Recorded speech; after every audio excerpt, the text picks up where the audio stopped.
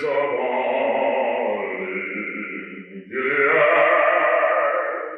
to make the wounded whole.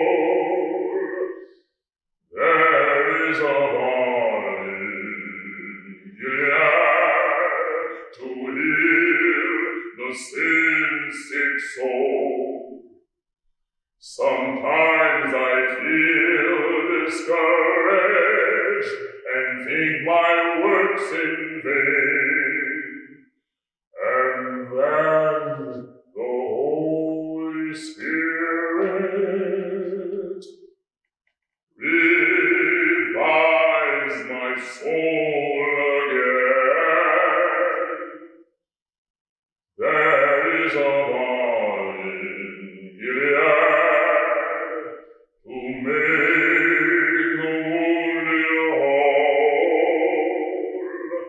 There is a balm in Gilead to heal the sin-sick soul. I'm excited because we're going to do 4 pieces this year, and we're going to really focus in on them big time. The first one has to do with Sarah Vaughan, which is entitled Sassy by Richard Thompson, of which he did his own text, his own libretto. The second one is a piece that's born out of, shall I say, my frustration with the New York Times and other people saying that they couldn't find a way to find a black person to do Othello by Giuseppe Verdi, which is generally done, of course, in Italian. So I commissioned an Othello by also Richard Thompson, and I asked him to commission it for bass voice, which is what I am. And I'm also an ordained deacon, and I wanted to take advantage of what I know comes from the black church, the big sound of the deacon. This is the sound that I wanted to, or shall I say, I heard in my ears, the voice coming from Othello. We remember Paul Robeson as a great Othello, doing this piece, of course, in spoken word. Shakespeare, of course, is the author. But here we'll use the Shakespearean text and then the music of a black composer, Richard Thompson. And we will do Othello. And we're going to do it a little bit different. We're going to use a Desdemona, or Desdemona, however you want to pronounce her name. And she's going to be a dancer. So I'm going to, shall we say, sing my lines. And she's going to dance her lines and the response. The composer wants to add another voice. He does want to add a Desdemona that actually sings sometime. But she will not be the focus of this production. The real deal is how Othello uses that, shall we say, big voice to express his feelings about who he is and about his respect in the beginning for Desdemona. He becomes a jealous man. He's fooled by someone named Iago. Well, you won't see this character. We'll refer to what has happened to him psychologically, that is, Othello, as a result of being hoodwinked, bamboozled by Iago. That's our second piece. Our third piece is one that we've just premiered at the New Jersey Performing Arts Center. And it was called Fannie Lou, I'm Sick and Tired. And this piece is absolutely, it's riveting. And we'll do this piece if everything goes well, and I assume it will since we've started our talks. We'll do it at the Apollo. So we did it at NJPAC already, and now we want to bring it to New York and allow New Yorkers to come out and to express their feelings about Fannie Lou. We'll have a talk session at the beginning, from the composer and the librettist and maybe a historian or two. And we once again will open it up for questions and response from the audience. And then we'll do the work. And then after we do the work, we'll talk about it again. And we're going to let the situation get hot because this is around the situation concerning voting.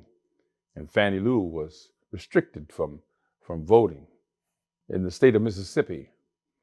And she ended up going to the Democratic Convention to voice her concerns about how Black people were left out of this decision process. And Fannie Lou was really taken advantage of as a result of this. She was beaten, by the people in Mississippi, whites. She was later thrown into jail with a big mouth. And she was voicing her opinions concerning her ability to vote. They tried to trick her. And many of you have heard that old trick. They give you a jar of jelly beans and ask you to count, to tell them how many jelly beans are in the jar, and all the other kinds of foolishness that actually went on in Mississippi to keep people from voting. Then Fannie Lou, she was even sterilized, which is so interesting. She's trying to have children, and she goes to the doctor, and the doctor, instead of checking on her, doing an examination to make sure she is well and ready, the doctor sterilizes her and then tells her that she has been sterilized. She is absolutely devastated, another one of her rights taken away. And for me, this is like when I read this, and I read this and I said, my gosh, are we hated that much? And when I think about it, it infuriates me, which is one of the reasons why I did this piece. And then I asked for the great artist Heru Harrington, who's in Newark, to paint for me 3 aspects of Fannie's struggle. First trying to vote, then getting beat in jail, then being sterilized. His paintings were so vivid. We had discussions, various ones in the community that had to see these paintings ahead of time before we presented them. They were thinking, we actually even lost one of our directors who was actually thinking of directing the piece because it was just too much for her to bear. So we got a director that could bear it, a Black woman, and she did a fantastic job, Bianca Laverne Jones, and I pray she'll be able to direct this one too. She came from a very clear perspective on this type of thing. So, and then the fourth one is my big surprise. This one is called Bumpy Johnson, Harlem. This is on a libretto by my good friend, Amiri Baraka, who gave me this and said for me to do it. And when I first looked at it, I said, oh my God, how am I going to do this thing? Then as time went on and I learned how to produce and to do things, it didn't look so daunting to me. So I sent it to a composer I know who's not afraid. And this piece was done very efficiently. And we brought all of these children in to make sure that they saw it. It was done at NJPAC. We brought in 200 children, and they wrote essays on the thing.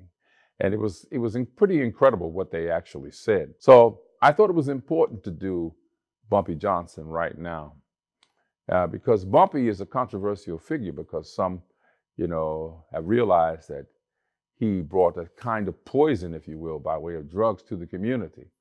And then at the same time, he was sending everybody to college. He was providing food scholarships, giving people seed money to start businesses in Harlem. So this is a very controversial perspective or stance, if you will. And we expect people to push back on us. But daggone it if I'm not going to present it. I've made that perfectly clear to everybody, funders, everybody alike. We are going to do this project here. And if I end up with 10 cents, I'm going to do this project because it has so many contradictions that are so relevant and important in our community and that we face all the time. We do horrible things to our community, and yet and still we love them, and we do beautiful things. And this is in all of us, and I mean all of us. But we neglect, we contradict, We forget, we celebrate, we love, we care, and so we do all of this at the same time. I mean, I have to stop just for a minute here and think about what it must have been to be Sarah Vaughan in the day and time that she was.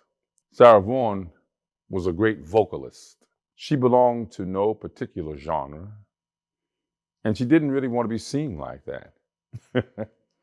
Sarah Vaughan wanted to sing opera too, and she sang some operatic arias, and they were recorded, and you can hear them. I know WQXR played them one time, and I think WBGO did too one time. So she wasn't just singing what people call jazz, what I call the music. I keep thinking to myself, here's an artist that wanted to do everything. And and they were trying to limit her. You know, she died with cancer at the end there. But I mean, she really suffered, struggling to do what it was that she loved to do and to be accepted for what it was she was doing. I think it's important for us to realize that Sarah Vaughan dealt with what she had to deal with what she had. And boy, she gave us some incredible moments. And if you listen to her recordings, there are few in the business that had that kind of an instrument. That's the name of the game. First, God's got to come down and go, whop, and put something in there. You know, that's what's really got to happen.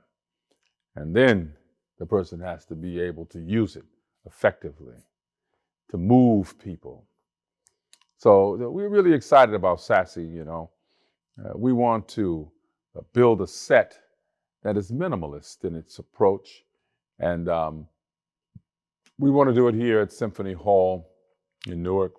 And we're going to have to use multi mediums, if you will, to show the differences in the kinds of music that Sarah was interested in.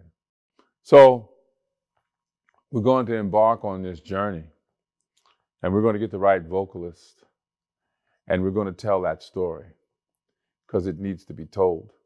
And we're looking for this to happen on June the 3rd, 2023, the first time.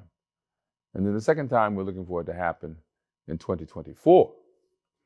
So we are very excited about being able to have the opportunity to tell a Sarah Vaughan story, Sassy. So that is our season this year round. And we're hoping that everybody will really get out and support us and come and see what it is that we're doing.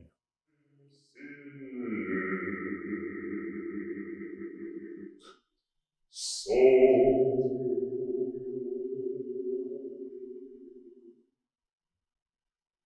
every time I feel the Spirit moving in my heart, I will pray. Every time I feel the Spirit moving in my heart, I will pray. Upon the mountain, my Lord spoke, out of his mouth came